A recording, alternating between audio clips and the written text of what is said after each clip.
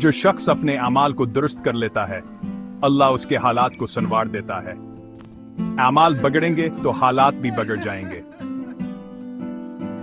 जब मैंने कहा, या अल्लाह मेरी हालत देख, तब अल्लाह का हुक्म आया, मेरे बंदे, तुम अमाल और हालात पर शिकायत करते हो, मगर अपने अमाल पर तो नजर नहीं डालते।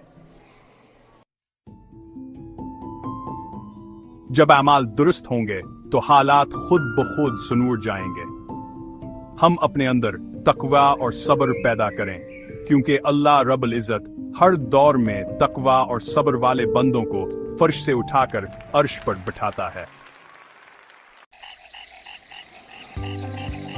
हम तकवा और सब्र की तरफ नहीं आना चाहते, बल्कि हम चाहते हैं कि जिंदगी इसी तरह गुजारें जैसी हम गुजार रहे हैं। हालात सीधे हो जाएं, लेकिन किसे? एक साथ हम साल है कि बिजली से एक मशीन चलती है।